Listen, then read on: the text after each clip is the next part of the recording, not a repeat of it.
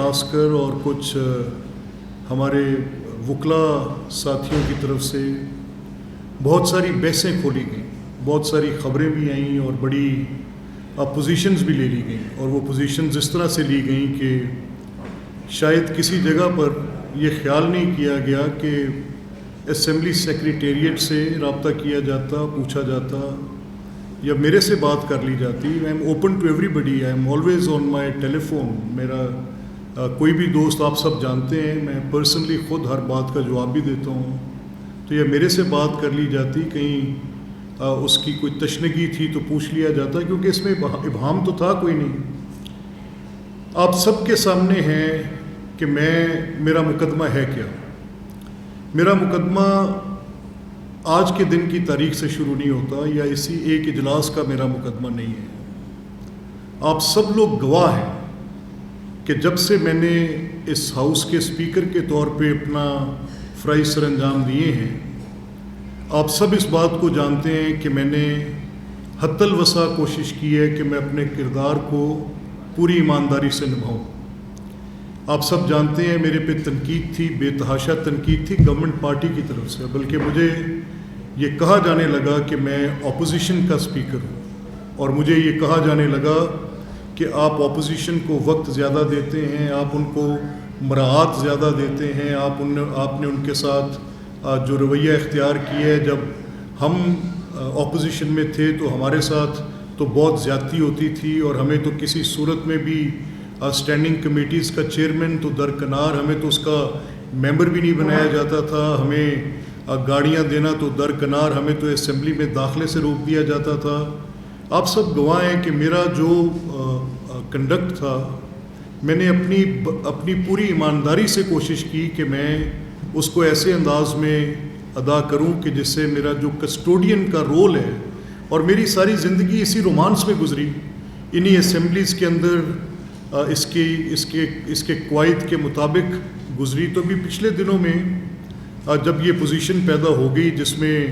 I had to take some stern actions, تو وہ stern actions کیا تھے جس میں میں نے آپ کے سامنے کچھ ممبرز کو سسپینڈ کیا، کچھ ممبرز کو میں نے نوٹسز بھجوائے، کچھ ممبرز کو میں نے پہلے رولنگ بھی پاس کی اور اس میں بتایا کہ اسمبلی کو اس کے قواعد کے مطابق چلنا ہے. یہاں پر سوال پیدا ہوا کہ ڈیورنگ دس کورس یہ بھی بحث چل پڑی کہ ڈسکوالیفیکیشن کی بات بھی چل رہی ہے، اور ڈسکوالیفیکیشن الیکشن کمیشن کرے گی اور اس کا ریفرنس میں انہیں بھیجوں گا، اور یہ ریفرنس میں کیا بھیج سکتا ہوں کہ نہیں بھیج سکتا. لیڈر آف اپوزیشن نے along with محترم لطیف کھوسا صاحب کو ایک طرف بٹھا کے اور سلمان اکرم راجہ صاحب کو ایک طرف بٹھا کے ایک پریس کانفرنس بھی کر دی، اور جس میں کہا کہ بالکل اسپیکر کا یہ اختیار نہیں ہے کہ وہ الیکشن کمیشن کے اوپر، وہ یہاں تک تو تسلیم کر گئے سارے، یہ کہہ گئے کہ جی ٹھیک ہے سسپینشن کی بات درست ہے. کئی بڑے معتبر نام جو کہ صحافت کے، جن کو بڑی ببلکل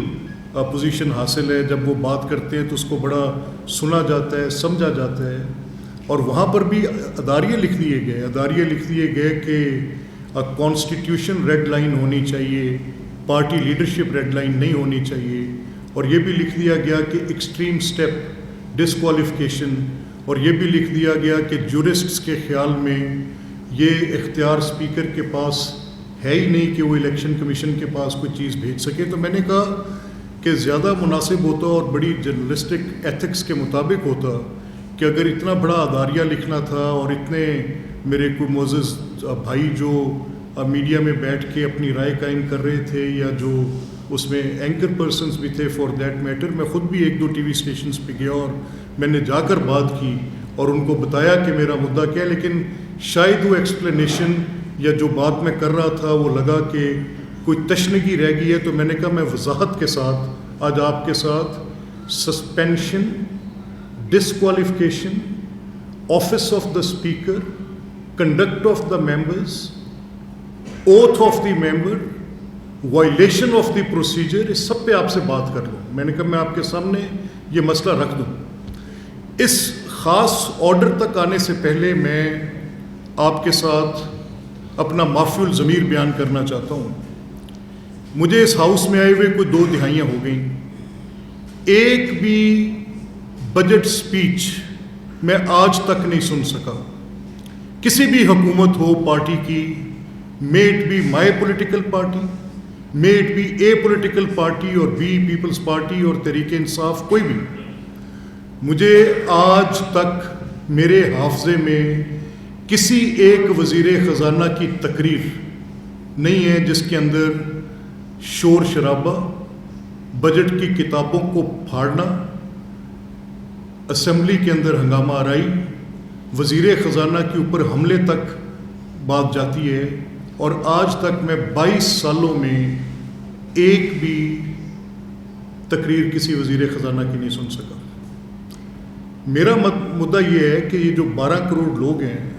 جن کا رائٹ ٹو ریپرزنٹیشن ہے، could there be any taxation without representation؟ کبھی ہو سکتی ہے کیا؟ وہ پارلیمنٹری اوورسائٹ جس کے سب بڑے دائی ہیں، کیا وہ بجٹ کی تقریر اور بجٹ کی پروسیڈنگز کو جہاں پر 12 کروڑ لوگوں سے ٹیکسز وصول کرنے ہیں یا ٹیکسز لگانے ہیں یا ان کی فلاح پر کیا خرچ کرنا ہے کیا خرچ نہیں کرنا، کیا یہاں پر جو بجٹس پیش ہونے ہیں کیا اس صوبے کے 12 کروڑ لوگوں کا حق نہیں ہے جو 22 سال سے کسی نہ کسی کی پولیٹیکل ایکسپیڈنسی کے نیچے دبا دیا گیا ہے؟ میرا مقدمہ تو یہ تھا. میرا مقدمہ یہ تھا کہ اگر ایز اے اسپیکر اپوزیشن کا یہ خیال ہے کہ میں کسٹوڈین ہوں اور مجھے ان کے رائٹس کو پروٹیکٹ کرنا ہے، تو کیا مجھے وہی رائٹس ٹریجری بینچز کو بھی نہیں دینے؟ To be heard, to speak, right to represent, یہ کیا ان کا رائٹ نہیں ہے؟ اور اگر کسی جگہ پر کوئی ولفل obstruction ہوتی ہے، ایک تو ہو گیا میں اس موقف کا حامی ہوں اور اس کی تائید کرتا ہوں کہ پارلیمنٹس اور اسمبلیز کوئی ڈیڈ ہاؤسز نہیں ہوتے، وہاں پر زندہ لوگ بیٹھے ہیں، وہاں پر سکفلز بھی ہو جاتی ہیں، وہاں پر آواز اونچی بھی ہو جاتی ہے، اور اس کے کانسیکوینسز کوئی ایسے نہیں ہوتے کہ خدا نخواستہ اس کے نتیجے میں کوئی بڑی ڈریکونین پوزیشن سپیکرز کو لینی ہوتی ہے. نو، ناٹ ایٹ آل. یہ کبھی ایک اوکیزن پر ہو گیا، کوئی سکفل ہو گیا، یا کسی ایک اوکیزن پر ہو گیا کہ کوئی پروٹیسٹ ایسے آ گئے، چاہے ریپیٹڈ پروٹیسٹ بھی آ جائیں، لیکن اس کی کوئی حدود و قیود کیا ہوں گی کہ نہیں ہوں گی؟ کیا 22 سال تک وزیر خزانہ تقریر نہیں کر سکیں گے؟ کیا 22 سال سے جب سے میں اس ہاؤس کو دیکھ رہا ہوں، مجھ سے پہلے بھی for the times known to history اور جو میرے مشاہدے میں ہیں، تو کیا کبھی کوئی پریزیڈنٹ اپنی تقریر کر سکیں گے شور شرابے کے بغیر؟ بتا سکیں گے آئین کا مینڈیٹ ہے کہ پارلیمان نے اس سال میں کیا کام کرنا ہے؟ کیا کبھی کوئی لیڈر آف دا ہاؤس تقریر کر سکیں گے ادھر آ کے؟ کیا کبھی ان کو رائٹ ٹو اسپیک ہوگا یہاں پر؟ کیا ان کا فریڈم آف ایکسپریشن یہاں پر مسلوب ہو جائے گا، اور جو شور شرابہ کریں گے صرف ان کا ایکسپریشن احتجاج کے حق کے طور پہ لیا جاتا رہے گا؟ Will this be the order of the day? Will this be a new normal? مجھے درس دینے کے لیے جتنے لوگ اٹھ کر کھڑے ہوئے، آپ نے تو میرا مقدمہ جانچا ہی نہیں. جو آپ مجھے کہہ رہے ہیں کہ میری لیڈرشپ، میری ریڈ لائن نہیں ہونی، تو بھی I put it to everyone, میں سب کے سامنے سوال رکھتا ہوں کہ میں نے تو آئین کی حرمت کا حلف اٹھایا ہے، اور میرے پہ ایک کانسٹیٹیوشنل رسپانسبلٹی ہے. میں نے 1.5 سال میں ڈیمانسٹریٹ کیا ہے آپ کے سامنے، 15 ماہ میں نے اپوزیشن کی ہر بات کو ترجیح دی ہے، میں نے ہر موقع پر ان کے حقوق کی نگہبانی کی ہے، میں نے ہر موقع پر جو ان کا ڈیو بنتا تھا اس کو دیا ہے. The time on the house maximum ان کے پاس، ریسٹرینٹ حد الوسع، ہنس کر ہر بات کا، ہر تنقید کا جواب دیا کہ پارلیمان کو جو چیزیں حاصل ہیں وہی اسمبلیز کو حاصل ہے. تو میں اسمبلیز پہ رائٹ ٹو ریپرزنٹیشنز کو چھیننے والا شخص نہیں ہوں، لیکن میں کیا کروں؟ میں قید ہوں کچھ ماضی کی ان غلطیوں کا جو مجموعی طور پر کر دی گئیں اور جس کے نتائج بھگتے گئے. میں جب بات کر رہا تھا تو میں نے آپ کے سامنے، مجھ سے کسی نے سوال کیا کہ whether the reference has been filed، کیا آپ نے ریفرنس دائر کر دیے؟ دوسری بار پوچھا، 6 یا 7 لوگ وہاں پر موجود تھے، سب نے بار بار ایک ہی سوال کیا، تو میں نے ایک جملے میں جواب دیا کہ it is already there. So once I say it is already دیر، اس کا کیا مطلب ہے؟ کبھی کسی نے یہ تکلیف کی ان زوما میں سے جو کہ سیاست کا اپنا نعرہ بلند کرتے ہیں اور جو یہ سمجھتے ہیں کہ یہ ہلڑ بازی کرنا، یہ احتجاج کرنا ان کا حق ہے، میں نے ان سے کہا ایک رولنگ کے ذریعے کہ ٹھیک ہے آپ کا پولیٹیکل رائٹ اسٹیبلشڈ ہے، کانسٹیٹیوشن نے اسٹیبلش کیا ہے، لیکن میرے حق کی سلب کرنے کی صورت میں آپ کا حق یہ نہیں ہے کہ آپ اس کو ایسے مانگ لیں کہ یہ آپ کا ایک ایبسلوٹ رائٹ ہے، یہ وینڈلزم آپ کا ایبسلوٹ رائٹ ہے، ابسٹرکٹنگ دا ہاؤس آپ کا ایک ایبسلوٹ رائٹ ہے۔ اور یہ میں نے کہا کہ یہ انحطاط اس میں آپ سب شامل ہیں۔ میں نہیں تسلیم کرتا کہ میاں نواز شریف تقریر کریں، میری جماعت کے سربراہ ہیں، وہ جا کر بات کرنا چاہیں، ان کی بات کو ابسٹرکٹ کر دیا جائے، کوئی مراد سعید کھڑے ہو جائیں، کوئی اور علی نواز اوان کھڑے ہو جائیں اور وہ وہاں پر جا کے ہنگامہ آرائی کی انتہا کر دیں، کوئی لیڈر آف اپوزیشن ہے وہ بات کرنا چاہیں تو وہ بات نہیں کر سکتے، یا وہاں پر لیڈر آف دا ہاؤس بات کرنا چاہیں بھلے سے وہ عمران خان ہی کیوں نہ ہو اور میری جماعت کے لوگ جا کے ابسٹرکٹ کر دیں۔ میں نہیں تسلیم کرتا اس بات کو، میں تسلیم کرتا ہوں صرف ایک نقطے کو کہ آپ نے قسم اٹھائی ہے، حلف اٹھایا ہے آپ نے کہ آپ اسمبلی کی کارروائی کو قواعد کے مطابق چلائیں گے، تو کیا اوتھ کی کوئی سینکٹیٹی ہے؟ تو یہ بحث اٹھا دی گئی۔ میں پبلک ڈومین میں باتوں کو لانے والا آدمی ہوں، میں کرٹیسزم کو خندہ پیشانی سے برداشت کروں گا، لیکن حساب کر کے، بات کر کے۔ اب آئے ذرا تھوڑا میں آپ کو لے کے چلتا ہوں۔ میں نے فیصلہ کیا ہے کہ آئین میں نے لکھا ہے، میں تو مخالف ہوں 63-62 کا ویسے ہی، میں تو کہتا ہوں اس کو جڑ سے اکھاڑ کر پھینک دو، میں تو کہتا ہوں کہ یہ ایک آمریت کے دور کی نشانی ہے، اس کے اندر نکالیں، باہر کریں۔ Why the members sitting in the houses do not show that spine? کیا 184(3) میں 184(3) کے اندر وزرائے اعظم کو گھر بھیجا جا سکتا تھا؟ کیا میاں نواز شریف صاحب کے خلاف جو کیس تھا یا یوسف رضا گیلانی صاحب کے خلاف جو کیس تھا، تو تب کورٹ آف کمپیٹنٹ جورسڈکشن والی وہ شکیں،